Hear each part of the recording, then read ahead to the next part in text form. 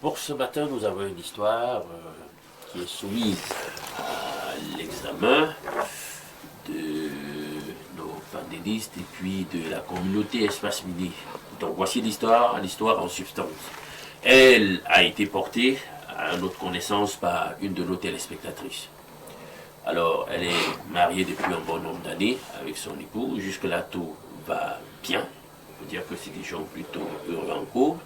Sauf que, depuis quelques semaines déjà, il se passe quelque chose d'étrange dans le couple en question. Monsieur a d'abord demandé à la dame d'arrêter de cuisiner toute forme de viande, même pas les blanches. Donc, petite modif sur le régime alimentaire de la famille. On s'en tient à tout, mais pas de viande. Ok, là, jusque-là, c'était sans problème. Il ajoute à cela, finalement, des prières faites à 1h du matin et qui durent environ dans les 30 minutes. Avec sa femme? Oui. Ou bien toute la famille? Non, avec sa femme. Il y a 1h. À 1h du matin. Donc du coup, il y a d'abord eu la modif sur le régime alimentaire, cette espèce d'ascèse, puis maintenant il y a le réveil pour prier presque au milieu de la nuit et tout. Elle est un peu agacée et elle veut savoir s'il n'y a pas un arrière-plan plutôt bizarre dans le nouveau comportement et les nouvelles habitudes de son mari. Et c'est cela qu'elle souvient justement ici à la table de la dénonciation et sollicite notre aide. Ils sont ensemble depuis à peu près combien de temps? Oh, c'est un vieux couple qui doit être là dans les 7 ans de mariage. Ils ont des enfants? Oui, ils ont des enfants. Le monsieur a un emploi stable? Tous les deux. Tous les deux. Le monsieur ne veut plus de viande chez lui et il demande à sa femme de prier à 1h du matin. Des prières qui peuvent durer une trentaine de minutes. Oui. Et sa femme est inquiète. Elle veut savoir s'il n'y a rien de bizarre dans ce nouveau mode de vie. Et Banganox, votre réaction? Oui. Est-ce que j'ai précisé que la prière est faite dans une langue qu'elle ne connaît pas? Dans une langue qu'elle ne comprend pas. Inintelligible pour elle. Il faut donner cette précision. C'est une précision très importante. Alors, la situation m'allait être très délicate parce que le monsieur, j'ai du mal à cerner un peu le monsieur. C'est surtout le monsieur que j'ai du mal à cerner parce que si du coup il a décidé de changer de mode de vie, ça veut dire qu'entre-temps quelque chose s'est passé. Mais les choses ne peuvent pas arriver brusquement. Il y a toujours des éléments préalables qui peuvent annoncer ou alors attirer l'attention de la dame. C'est-à-dire, on ne devient pas brusquement, on ne change pas brusquement comme ça du jour au lendemain. Il y a toujours, ça se prépare, ça se vit progressivement. J'ai d'abord soupçonné qu'il soit peut-être entré dans une des confréries ésotériques, une des branches de la Rose-Croix. C'est pas pour leur faire un procès, moi je dis juste comment ils fonctionnent. Vous avez par exemple, dans la science. Voilà, justement. Vous avez par exemple la Rose-Croix d'Or qui, eux, ne mangent pas la viande. Ah bon? Oui, la Rose-Croix d'Or, eux, ils ne mangent pas la viande. La belle viande de porc, c'est pas leur problème. Voilà. Les jolies cuisses de porc épais, ils s'en passent. Justement, c'est une branche. Oh, l'hérisson, avec le ntouba, ça ne dit rien. C'est une branche du christianisme gnostique, parce que eux, ils pratiquent le christianisme, mais d'un autre genre. Et les énergies avec lesquelles ils travaillent ne sont pas toujours compatibles aux vibrations de la viande. C'est pourquoi eux ne mangent pas cela. Et ils prient également beaucoup. Sauf que, comme je disais tantôt, ce sont des prières. Eux, ils ont un autre type de prière. Ils prient qui? Ils vous disent qu'ils prient Jésus, ils prient Dieu. C'est une branche gnostique. J'avais sur une chanson, on disait que Jésus-Christ était rosicrucien. Bon, oui, c'est une façon de dire, vous comprenez. Certaines personnes vont dire qu'il était franc-maçon, il était et tout, mais je dis derrière ces déclarations, il y a des tendances, vous voyez, et il y a également tout un message ésotérique qui est codifié. Comme aujourd'hui, on vient déjà également nous dire que Jésus était noir. C'est également, il y a tout un dessin derrière tout ce genre de discours, mais passons.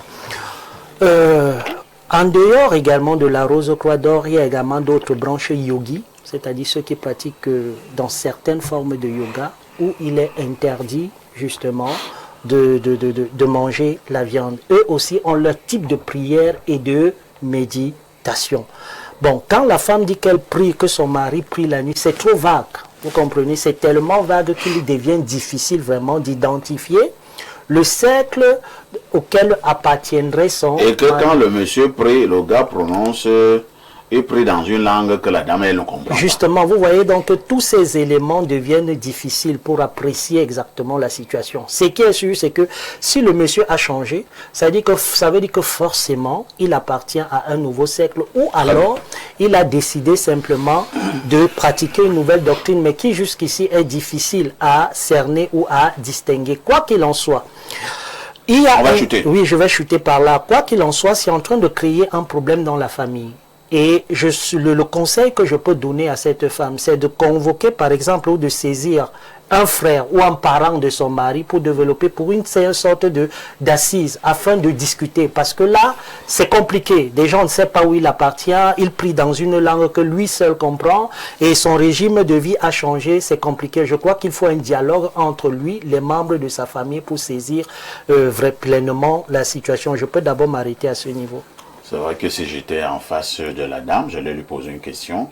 Est-ce que le monsieur continue quand même à consommer le mariage et à quelle fréquence et quand il le fait? Est-ce que même là-bas aussi, le mode de fonctionnement a changé? Ce qu'elle allait le dire. Vous voyez que son problème, sa préoccupation dans le problème posé, c'est le fait qu'il a changé d'alimentation et il impose une nouvelle alimentation, mais également il impose des prières à 3 heures. Voilà sa préoccupation. À 1 heure, voilà. Voilà ses préoccupations. Maria Tangana, quel est le regard que vous posez sur cette dénonciation de ce matin, surtout cette affaire-là où, dans certaines confréries, on ne mangerait pas la viande? J'avais causé avec, entre guillemets, un initié qui me disait que non, quand il mange de la viande, il devient lourd. Il n'arrive plus à s'élever. Je lui ai demandé s'il était un oiseau. Il ne m'a pas répondu. Je vous passe la parole. Non, ce genre de pratique concourt à deux choses. D'un, tout initié mange de la viande, parce que c'est important pour l'être humain. Et les prières qu'on fait déjà à partir de minuit, 1 heure, de deux choses aux lunes. Ou ça appartient à la lumière, ou ça appartient aux ténèbres. Dans l'ésotérisme, parce qu'il y a l'exotérisme, dans l'ésotérisme, les prières à une certaine heure donnée concourent à élever l'âme ou à intercéder pour l'humanité souffrante. Mais les prières faites à des langues inaudibles, parce qu'elle ne comprend pas de quoi est-ce qu'il est question, ni les mots qui sont prononcés, ça nous renvoie à une pratique de la haute goétie, qui est une magie invocatoire des esprits des ténèbres. Bon, maintenant, qu'est-ce qu'elle ressent durant ces prières? Parce que le corps, au moins, ne trompe pas, il y a toujours quelque chose qu'on ressent en soi quand on est face à certaines prières. Et les gens de cette nature, nous vous rappelons qu'ils n'ont pas une sexualité comme vous et moi. Parce qu'ils font des incantations, et même de cœur, durant les actes sexuels, puisqu'il est déjà connecté à une fréquence. Les incantations, ça dit que comme c'est une prière d'ordre maléfique, des actions d'ordre maléfique, ça dit qu'il fait des invocations à certains démons qui passent au travers de lui et peut-être qu'il s'accouple avec sa conjointe en ce moment. Il fait les choses là pendant l'acte sexuel. Bien sûr. Il fait des invocations. Oui, oui. Il faut faire attention, vous savez, l'acte sexuel est un acte sacré, il faut faire attention. Quand vous couchez avec une femme, vous ne savez même pas d'abord sa nature intérieure. Ça peut être un esprit maléfique, ça peut être un démon, ça peut être, comme vous appelez les vampires ou sorciers. Hein? Mais durant l'acte, il tire de vos énergies et il bénéficie de ça. Ça vous rend nul dans la vie. Parce que lors de ces prières dont la femme ne comprend rien, il peut invoquer une entité maléfique qui vient en la présence de la femme pour accomplir un acte défini que lui-même a choisi, où son cercle spirituel ou ésotérique ou exotérique est en train de œuvrer pour, je ne sais, retirer ou quoi que ce soit sur la femme. Mais à partir de ce moment-là, la femme, en principe, doit arrêter. Il n'y a pas 36 solutions. Il faut arrêter. C'est justement la question que je voulais te poser. Hein, c'est-à-dire, la dame a posé ce problème. Que faut-il faire? Elle continue à être dans ce mariage ou bien elle plie bagage? Nous ne pouvons pas les séparer, mais nous disons qu'elle arrête ses prières avec son mari. Mais le mari ne sera pas content. Mais il y a des voies et moyens, tant familial que juridique. C'est pourquoi j'ai dit convoquer à l'assise familiale. Les personnes sont devenues très fermées. Vous parlez d'assises familiales. Le monsieur qui a dit qu'il sera d'accord avec vos assises familiales. Qu'elle essaie quand même, qu'elle essaie quand même d'abord. Le problème est parfait. C'est que l'être humain ne comprend pas une seule chose en lui. Parce que l'être humain, comme vous l'avez dit, est plus grand que ce qu'il croit être. Parce que l'être humain en lui-même a un sanctuaire, un temple et un portique. C'est pour ça que dans la magie pratique, il faut faire attention. L'homme qui est en face de toi ou la femme qui est en face de toi, qui appartient à un cercle initiatique, vous ne savez pas dans quel courant ils sont connectés. Les ténèbres ou la lumière. Mais quand vous faites des prières avec votre conjoint ou conjointe et que la femme ne comprend pas ce que tu dis, ce n'est ni en espagnol. Peut-être même lors de la prière, lui il est en train de dire que je te dis, cher maître, voilà ma femme que je te donne en sacrifice. Et la femme dit Amen. Voilà. Elle-même a accepté. Mais c'est justement là le danger parce que dans ces prières-là, il faut faire attention. Il y a d'autres qui utilisent des bougies, il y a d'autres... C'est comme une magie cérémoniale. C'est-à-dire elle n'a pas décrit, le rituel cérémoniel du cadre des prières. C'est pourquoi je disais, elle n'a pas donné tous les éléments. Voilà. Parce que si elle disait par exemple, oh s'il te plaît, tous les éléments, c'est-à-dire quand il prie, les prières là se font comment? C'est-à-dire est-ce qu'on allume des bougies? Est-ce qu'il est en toge? Est-ce qu'il est nu? Ou alors, est-ce qu'il est simplement habillé? Parce que tous ces éléments peuvent permettre de bien comprendre. Ce qui est sûr, c'est que ce genre de prière, en couple, se fait en intimité. Ça veut dire quoi? Ça veut dire qu'ils sont deux personnes dans une pièce. Et nus? On ne peut pas définir. La femme n'a pas donné ces détails. Elle n'a pas donné ces détails. Là. Et justement, vous savez, le danger qu'il y a là est imparfait. C'est parce que avant que cet homme ne fasse ses pratiques, la chambre est déjà préparée. Il a préparé l'enceinte ou la chambre ou la maison ou la zone où il prie. Merci. Kemwe Imhotep, ce sont des situations que nous rencontrons régulièrement dehors, où les gens se plaignent, les femmes se plaignent. À un moment donné, vous avez rencontré un homme qui était humainement bien, il n'y avait pas un souci, mais... à un autre moment, vous ne comprenez plus votre homme. Il devient parfois agressif. Il devient parfois somnolent. Il ne mange plus ceci, il ne mange plus cela. Et des femmes m'ont même dit que parfait, même justement sur le plan intime, dans la chambre, sa manière de faire ses histoires la change. Et quand la femme lui demande, mais c'est comment? Pourquoi tu es devenu comme ça? Est-ce que c'est comme ça que nous faisions souvent? Le monsieur dit, tu te tais, tu es ma femme et tu fais ce que je veux. Je vous passe la parole. Oui, parfait. Peut-être il parle en langue, le Saint-Esprit. Vous savez que les églises de réveil nous ont donné à tout voir dans ce monde. Ce qui fait que parfois, peut-être il veut ouvrir son église et il veut entamer cette aventure religieuse avec sa femme. Et il initie donc... à cette langue étrangère. Bon, je ne sais pas si c'est d'abord même une langue étrangère, parce que si on dit langue étrangère, ça veut dire que langue d'ici, la dame ne comprend pas. Peut-être c'est le Saint-Esprit, on ne sait pas. Vous voyez, c'est le problème qu'un peuple qui n'est pas lui-même traverse le plus souvent. Parce que, vous voyez, regardez par exemple en Chine. Vous savez qu'il y a une sorte de... je ne voulais pas parler du dirigisme de l'État, mais l'État contrôle même ce qui a trait au spirituel. Ce qui fait que elle n'est pas la seule dans ce cas. Hein. Je vous dis, il y a des familles qui vivent cette affaire, où du jour au lendemain, vous le disiez tout à l'heure, le conjoint devient être bizarre. Tantôt, il achète une très grosse Bible, il arrive à la maison, il commence lui-même des lectures, vous ne comprenez pas, il met ou pas les enfants, ils commencent à faire eux-mêmes les bougies, ils font leur culte à la maison et tout ça. Ça désoriente la famille qui est la cellule souche de la société. Ça fait qu'il y a un impact même sur le plan social. Banga parlait tout à l'heure des relations intimes. Mais vous voyez que dans les relations intimes, il y a aussi ce genre de cas où vous voyez une femme qui, mariée, elle était bien dans son couple, et du jour au lendemain, peut-être que le type a fait la rencontre de quelqu'un qui se présente comme prophète. On ne sait jamais, puis ça arrive toujours. Hein.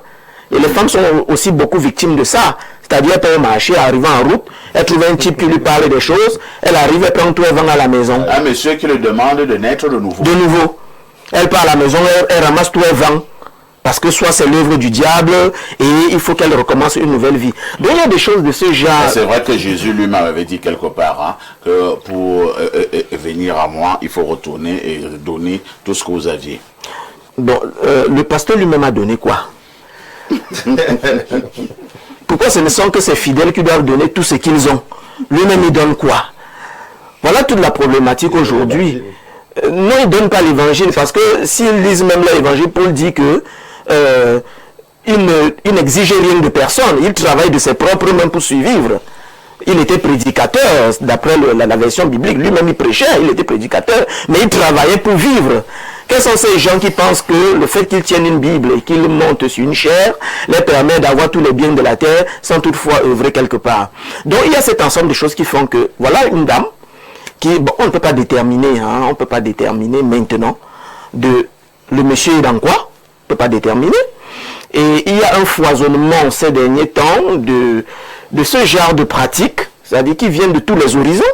Vous allez voir, quelqu'un va vous dire, il fait des philosophies indiennes. Vous posez la question, mais lui, il a vu ça où? Quand, comment? Philosophie indienne. Il a vu ça où? Ils font des pratiques. C'est ça, là, un peuple qui est très permissif, qui est poreux. Ça veut dire que tout peut venir chez nous. Je vous dis, il y a des rituels, il y a des rites, des cultes ici. Vous vous demandez où les gens sont. Vous partez fouiller, on dit que c'est le Shinto. Ça vient, ça dit d'Asie mineure, dans un village. Vous retrouvez ça chez vous, vous demandez, mais ça sort d'où? C'est ça un peuple qui est en perdition et qui est à la recherche de son chemin. Mais tout ça, c'est la spiritualité.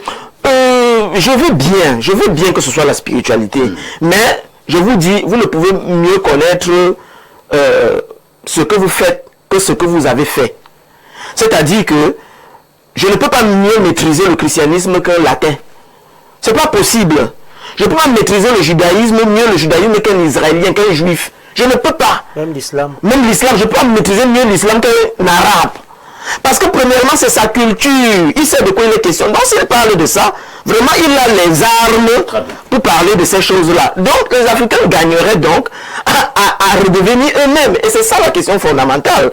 Qui sommes-nous dans cette immensité du cosmos pour être des gens, un comédien parlait de banane malaxée. C'est-à-dire que les Africains sont tout à la fois. On a un président africain ici qui est mort dernièrement, n'est-ce pas? Il était chrétien, musulman, franc-maçon, il a fait l'iboga.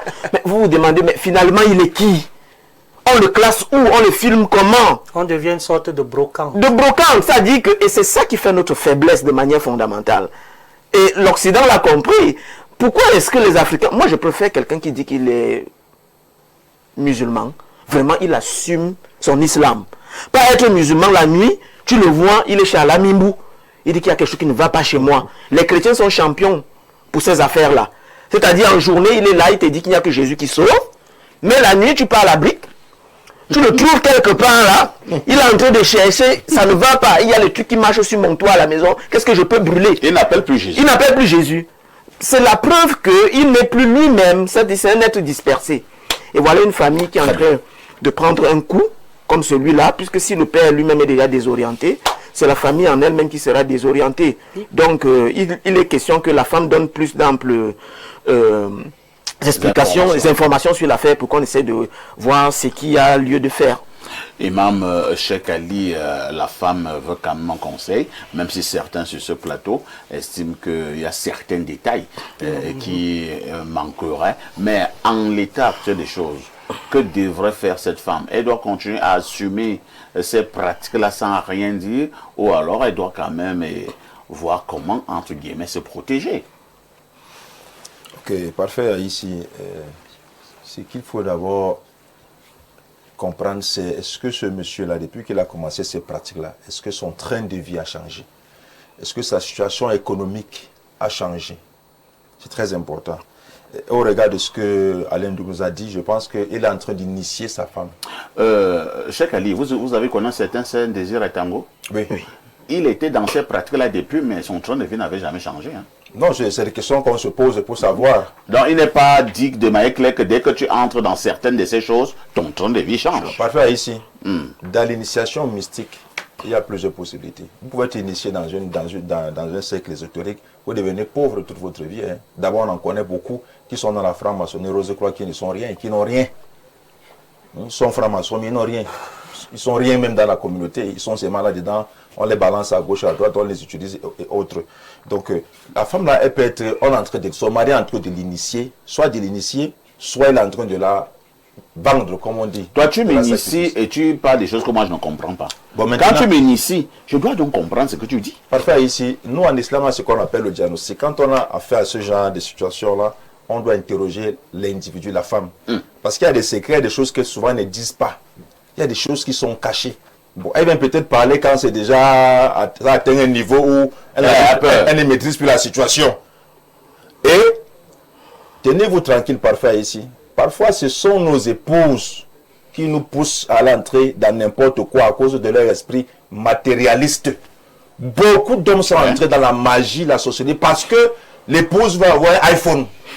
Parce qu'elle va avoir un duplex, un triplex, elle va avoir son véhicule. Le gars l'aime, il sait que bon, s'il n'a pas ça, il va la perdre. Du jour au lendemain, il change. Maintenant, la femme lui demande, mais qu'est-ce qui se passe? Beaucoup d'hommes vous diront que c'est à cause de ma femme que je suis entré dans des cercles ésotériques. Parce qu'elle en demandait un peu plus tous les jours. Sauf que dans les cercles ésotériques, lorsque vous entrez, il y a la partie d'initiation où il y a un contrat, on demande d'échange. Et la partie là, on ne lit pas souvent. Hein. Au début. Quand on vous présente, on vous dit pas que bon, à un certain niveau-là, vous allez donner votre enfant. On ne lit jamais la partie là. Votre femme, votre frère, membre de famille, ou bien une partie de votre corps. Il y a des gens ici dehors qui sont démembrés. Pas parce qu'ils ont fait un accident. Hein. Il y en a qui n'ont plus de cheveux. Parce qu'ils ont donné... Parce qu'ils ont donné un membre. Tu connais des gens ici dehors, il n'a plus de cheveux, de chevelus, non? C'est-à-dire depuis 40 ans, tu n'as plus jamais vu un fil chevelu sur son crâne. Il ne va jamais au salon de coiffure. Voilà. Donc il y a des gens qui livrent une partie de leur corps. Et il y en a qui ne doivent plus enfanter. Bien sûr, exactement. Donc cette femme-là, soit elle est la cause de ce qui lui arrive, parce que nous, quand on a fait à ce genre de situation, on doit toujours interroger les personnes. Mais elle doit savoir qu'on est en train de l'initier ou on est en train de la vendre. Très bien. Donc, par conséquent, la seule solution, c'est qu'elle se sépare de cet homme.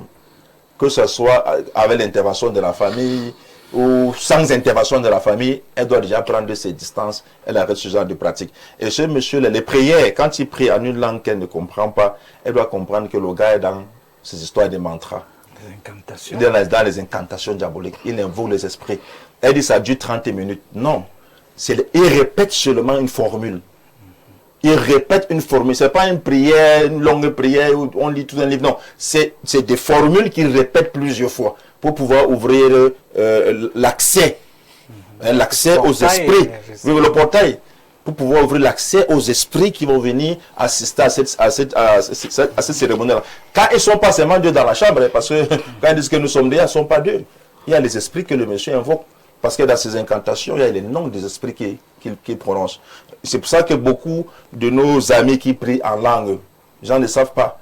Il y a des mots qui se répètent. Il y a des noms qui se répètent. Souvent, c'est des noms des esprits. Souvent, c'est des formules de vénération, de louange à ces esprits démoniaques. Et lorsqu'ils viennent donc, ils prennent possession des individus qui sont dans la pièce. Donc, cette femme-là doit s'éloigner tout simplement de ce monsieur. Et comme dernière solution, elle doit nous approcher pour qu'on puisse en savoir davantage. Parce que ces gens ne disent pas souvent tout parfait. Ces gens-là viennent vous dire, j'ai tel problème, mais ils ne vous disent pas parfois qu'ils sont la cause de leurs problèmes. Moi, j'ai beaucoup de cas comme ça. Quelqu'un va entrer dans ces histoires de magie, il vient te voir, il dit, moi, j'ai tel problème. Vous faites ce que vous pouvez faire, alors que la solution, c'est d'abord qu'ils se confessent, qu'ils disent que non, je suis entré dans une affaire qui m'a dépassé. Mais il faut qu'on me délivre. Donc, elle doit venir nous voir on la diagnostique, on voit ce qui ne va pas, on interroge, et puis on va trouver une solution à cette situation. Merci. Inch'Allah. Le traditionnaliste que Tocha Bonnet est-ce qu'il peut trouver une solution face à cette situation? La dame pleure, elle ne sait quoi faire. Oui, l'affaire de végétarisme qui est relevée dans cette affaire-là, dans cette histoire-là, convoque, comme Ebanga a commencé à l'ébaucher, c'est un courant ésotérique, dont notamment le courant de la Rose Croix d'Or, le courant du jaïnisme chez les Indiens, qui fait partie de ce que les autres appellent karma yoga, et le courant du bouddhisme chez toujours les Asiatiques, la Chine et l'Inde.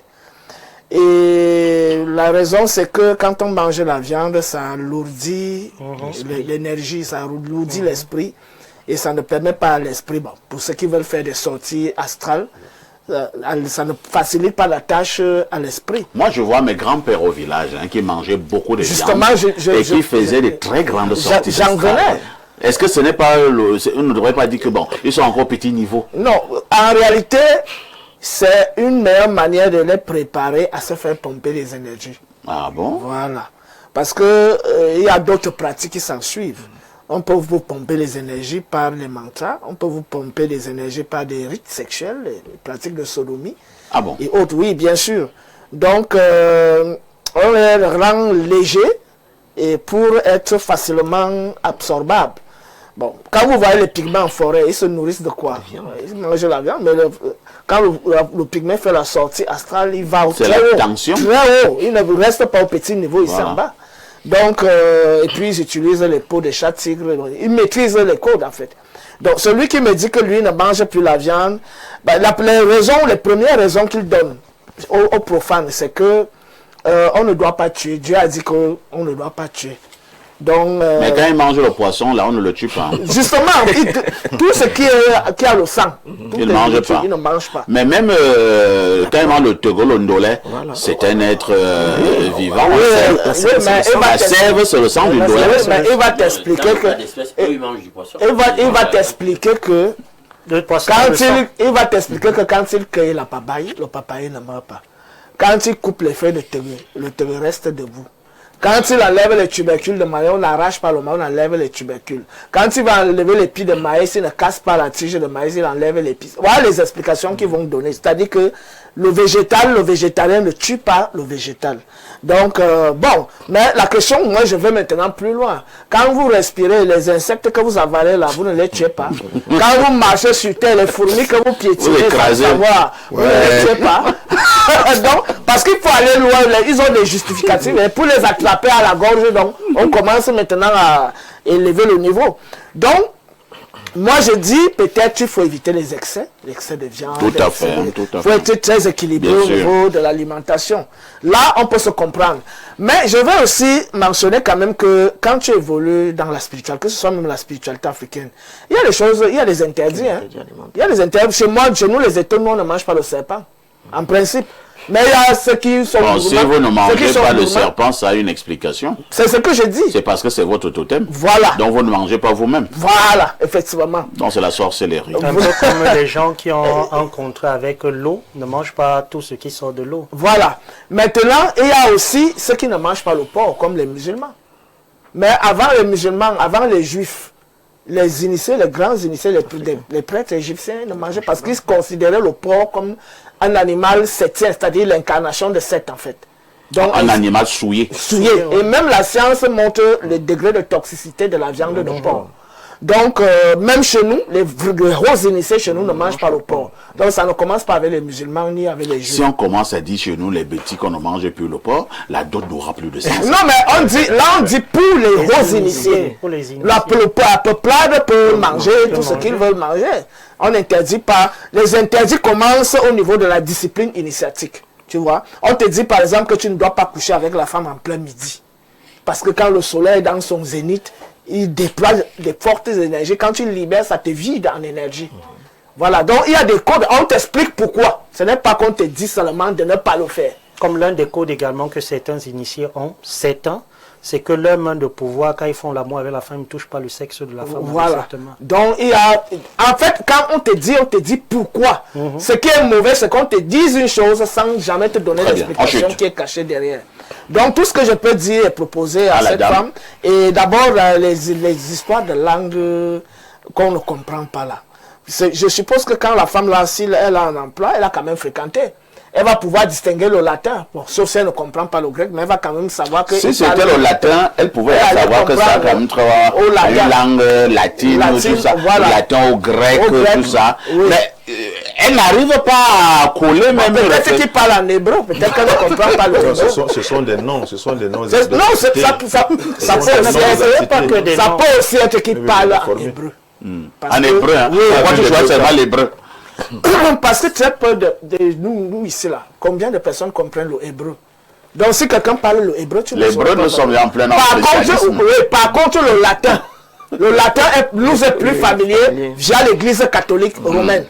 Mais le hébreu reste pour nous hermétique. C'est les gens qui ont fait les études. Dans tous les cercles ésotériques, il y a toujours un langage qui contient des codes et qui s'est... Justement, ce monsieur-là, il a appris ce langage avec le temps.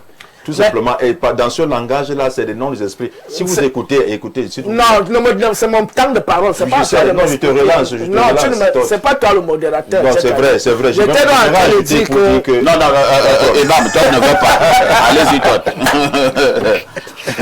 J'étais en train de dire que forcément, le gars est entré dans un nouveau truc. Soit il est en train de se préparer à ouvrir une nouvelle église. Et comme le frère l'a mentionné, le frère Kim l'a mentionné, qu'il est en train de préparer sa femme à créer cette église, mais il ne lui explique pas le fond du problème. Tout à fait. Parce que si c'était assis avec elle pour régler ce problème, elle ne serait pas venue se plaindre. Et la solution, donc, est très simple. Pour moi, au lieu de se séparer de son mari d'un coup de tête, elle devrait convoquer une réunion de famille. Sans pour autant mentionner le sujet de la réunion de famille à son mari. Parce que si elle lui dit déjà que je vais convoquer, elle ne sera pas d'accord. Elle peut créer un prétexte pour rassembler, dire que j'ai un message, quelque chose de joie, une grande joie à partager avec vous et tout ça. Elle peut même dire que je fais à manger. Je fais à manger pour partager. Venez et donc elle en profite donc quand le chef de famille est là, avec que ce soit du côté de la femme, que ce soit du côté du mari. Est-ce que ça va pas venir la seule fâchée? Non, là il s'agit... Donc là il est question de vie ou de mort. Parce que moi, la femme est un humain, comme autant que nous. Tu ne peux pas me mettre dans des situations que je ne comprends pas et tu me les imposes. Soupçonner, il finit avec elle une fois. Non, mais autant déjà que la famille soit... Il faut déjà qu'elle alerte les gens. Alain, donc vous avez la parole. Que faut-il faire? On dit ce qu'il faut faire. Je ne vais pas supporter que les gens balancent des petits biscuits comme ça qui seront inoculés par les gens et qui n'ont rien à voir avec la vérité. Je commence d'abord, je vais dire un petit texte. Nous sommes dans Luc chapitre 12, la partie B du verset 1. On dit, Jésus se mit à dire à ses disciples, avant tout, méfiez-vous du levain des pharisiens qui est l'hypocrisie. Verset 2, c'est lui qui m'intéresse. Il n'y a rien de caché qui ne doive être découvert, ni de secret qui ne doivent être connus. Verset 3e, c'est pourquoi tout ce que vous aurez dit dans l'obscurité sera entendu en plein jour, et ce que vous aurez dit à l'oreille dans les chambres sera proclamé sur les toits. Donc, toute cette démarche qui vise la plupart du temps à rattacher la foi chrétienne biblique avec un certain gnosticisme ou alors un certain ésotérisme ne peut pas marcher. Jésus lui-même disait, tout ce que je vous ai enseigné, vous venez me questionner sur ce que j'ai enseigné, mais écoutez, j'enseignais, c'était ouvert, tout le monde écoutait mon enseignement. Il n'y a rien d'ésotérique dans ce qui se passe avec la foi chrétienne. Donc dès qu'il y a déjà mysticisme, il y a ésotérisme, ce n'est plus le christian, c'est pas, excusez-moi, c'est plus la foi christique biblique. Alors, il faut déjà qu'on soit clair là-dedans. Quand on parle de hébreu... Attends, je suis perdu. Parce que toi aussi, tu viens de dire des choses là qui m'embrouillent un peu. Il n'y a rien d'ésotérique dans tout ce qui est chrétien. Bien sûr. Mais pourquoi on trouve donc des prêtres qui font dans les ordres? Voilà les amalgames que vous aimez faire. Et je pense que pour ceux qui suivent ce programme depuis, vous devez comprendre que je passe le temps à insister. Je parle de la foi biblique, c'est pas anodin. Je ne défends pas une religion. Tu m'entraînes dans le catholicisme. Je suis pas un promoteur du catholicisme. Ce sont des chrétiens. Ça, c'est ce qu'ils disent. Moi, je peux te démontrer qu'ils ne le sont pas. Ah bon? Bien sûr. Donc, l'archevêque Jean Barga n'est pas chrétien. je dis ceci, j'ai mon référentiel. Mon référentiel, c'est ce que le livre que nous avons en commun dit. D'accord? Voilà. C'est ce que je défends.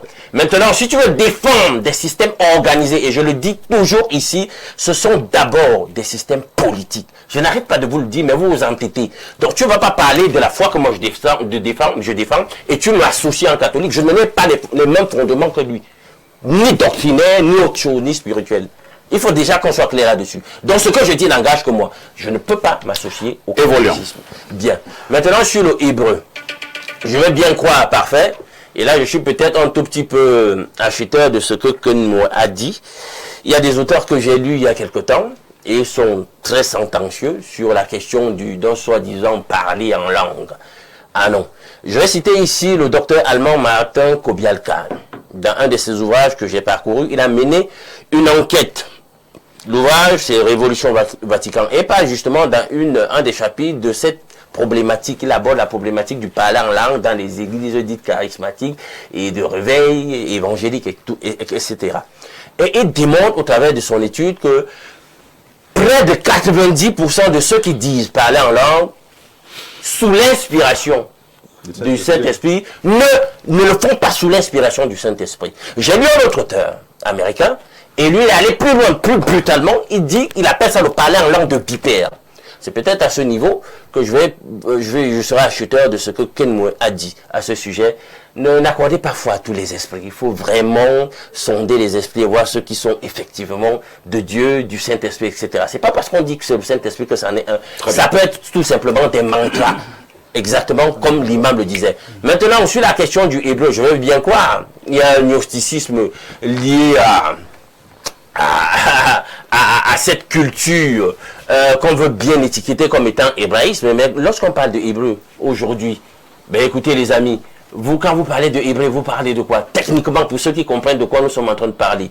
Ce qu'on appelle le hébreu moderne aujourd'hui, la langue parle les imposteurs israéliens. Ben écoutez, c'est un mélange de yiddish et de babylonien. Je préfère appeler ça comme ça pour que tout le monde comprenne, pour que le plus commun des hommes comprenne. Parce que l'araméen, c'est la langue des antiques babyloniens qui a été finalement imposée en raison de leurs invasions sur la zone et de leur hégémonie sur la zone, au point où la langue qui était parlée dans l'antique Israël a été progressivement perdue. Et cette langue s'est imposée comme langue courante et langue diplomatique. Donc, il faut savoir de quoi on parle. Maintenant, est-ce que quand tu parles du hébreu, tu parles de quoi? Du paléo-hébreu, la langue que parlaient les Israélites antiques pendant leur pérégrination, pendant leur exode. Et là, il y avait même cette proximité avec l'Égyptien antique de cette époque. Même sur le plan scriptural.